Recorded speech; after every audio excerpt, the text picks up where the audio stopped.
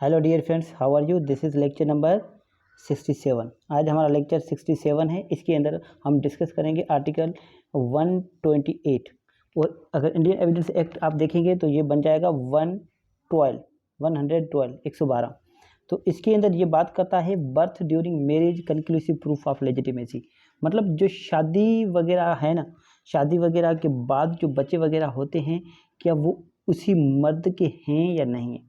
मतलब जिससे शादी हुई है जिस शख्स की, क्या वो बच्चे उसके हैं या नहीं हैं, उसके बारे में बात करता है। बर्थ ड्यूरिंग मैरिज मतलब शादी के दौरान बच्चे की पैदाश होना।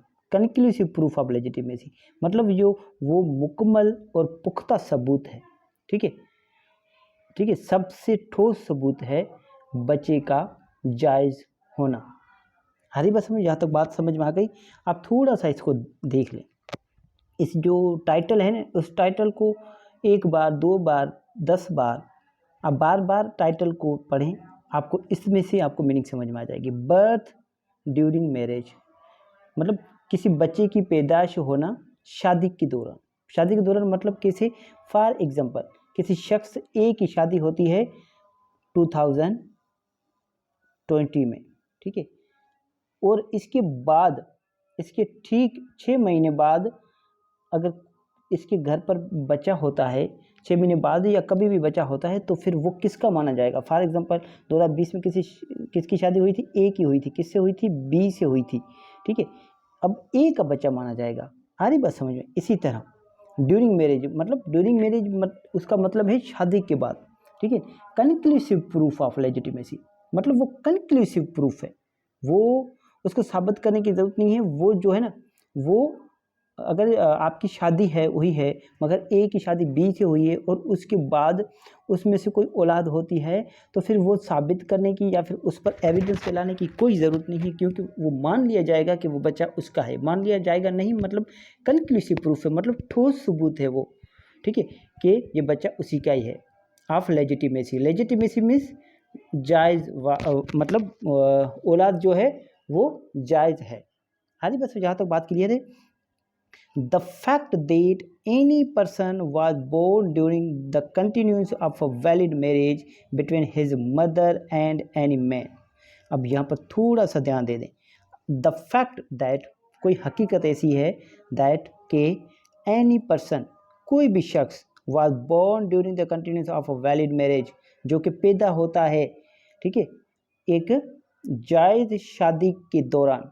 मतलब कोई भी शख्स, फॉर एग्जाम्पल किसकी बात कर रहे हैं हम बात कर रहे हैं एक्स की। एक्स पैदा हुआ है, एक्स है पर्सन। एनी पर्सन कौन है, ये एक्स है, मिस्टर एक्स। एक्स पैदा होता है कंटिन्यूस ऑफ वैलिड मैरिज। ठीक है, वैलिड मैरिज है between his mother and any man. ठीक है, इसकी अम्मा कौन है, इसकी अम्मा, इसकी अम्मा है बी, और किसी भी शख्स के साथ। फॉर एग्जाम्पल कौन है, ए है, ये इसका फादर है।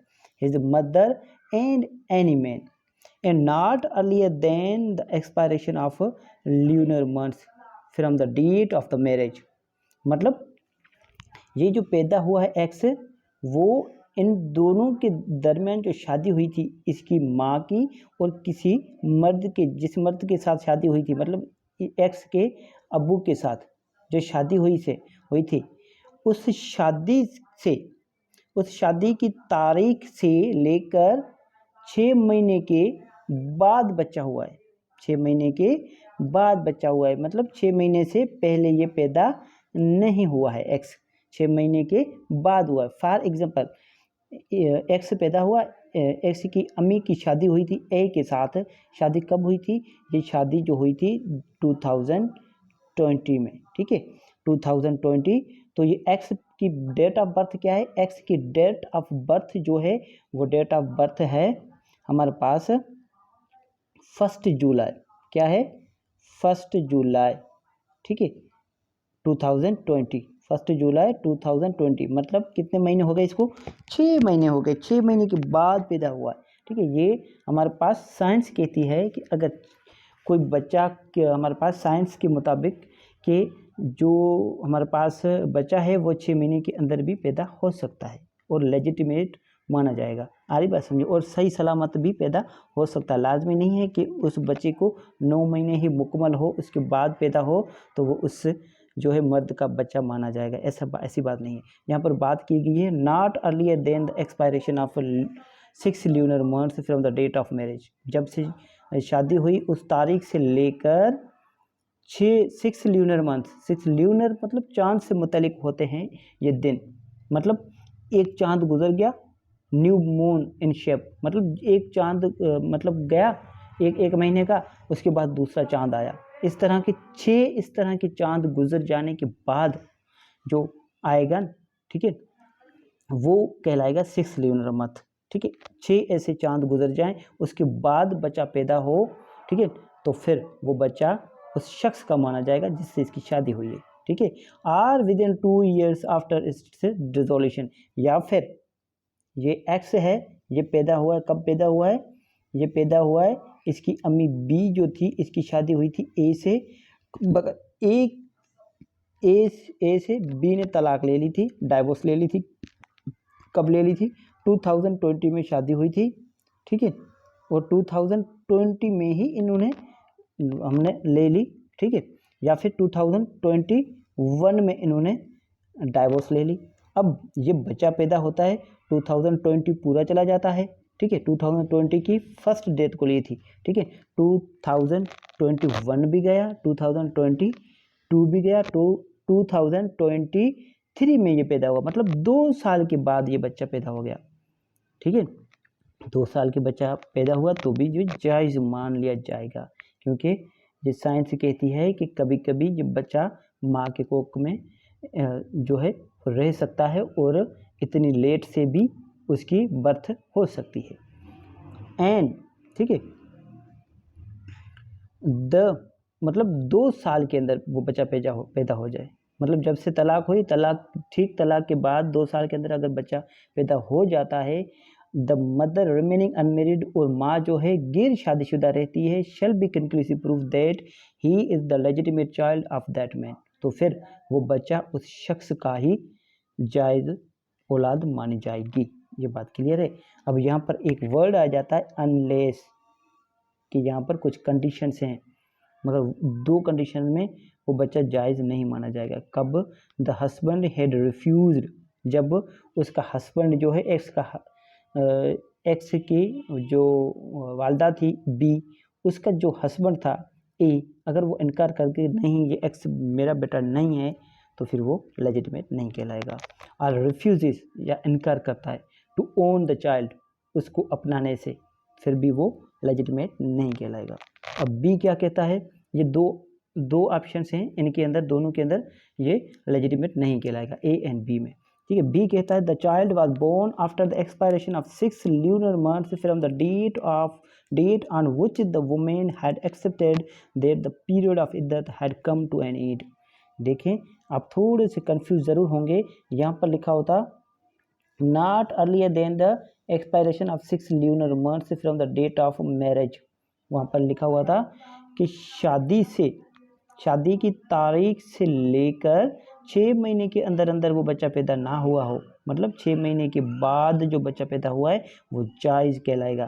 मगर यहाँ पर है कि after the expiration of 6 lunar months from the date on which the women had accepted that the period of iddat had come to an end, जब इद्दत पीरियड ख़त्म हो जाए, तलाक के बाद जो इद्दत पीरियड होता है, फॉर एग्जांपल किसी शख्स की तलाक हुई है 2020 में, ठीक है, उसकी तलाक हुई है, उसके बाद इसका इद्दत पीरियड है, इद्दत पीरियड कितना है? फॉर एग्जांपल 6 मंथ इद्दत पीरियड है। अब एक हमारे पास वुमेन जो है वो मान लेती है कि ये मेरा इद्दत पीरियड अब ख़त्म हो गया। जब इसका इद्दत पीरियड ख़त्म हुआ उस तारीख से लेकर 6 महीने के बाद, उस तारीख से लेकर 6 महीने के बाद अगर कोई बच्चा पैदा हुआ तो फिर वो लेजिटिमेट नहीं कहलाएगा। फॉर एग्जांपल कैसे?